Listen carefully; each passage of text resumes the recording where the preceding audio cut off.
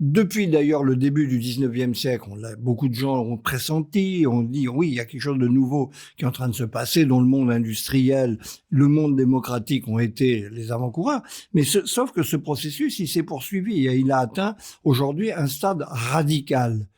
Et nous sommes loin d'être une fin de l'histoire.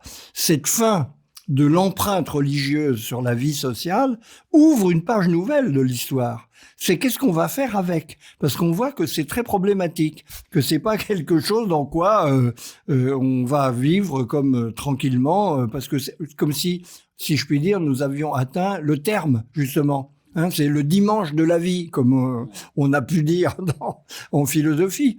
Mais non, il n'y a pas de dimanche de la vie, et là, on est plutôt le lundi matin, pour reprendre une Et formule. ben ça, quand on lit votre livre, c'est un peu, on a un peu le vertige, on a un peu le vertige du lundi matin après un week-end épicé, parce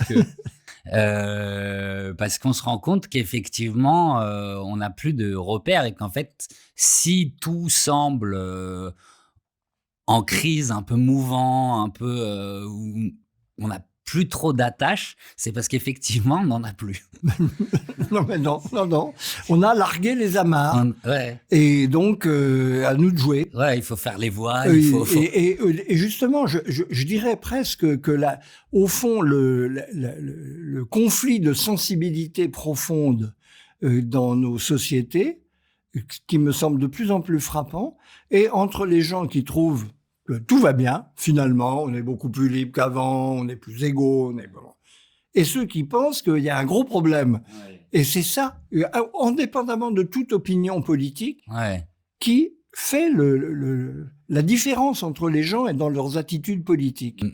Et on va voir que de ce clivage de sensibilité, en fait, nous dit beaucoup de choses à travers, une fois qu'on aura toute votre grille de lecture, on verra qu'on on comprend beaucoup plus profondément ce que nous dit ce clivage. Et alors, pour que les gens comprennent, j'ai essayé de ramasser votre livre qui déjà ramasse pas mal de choses.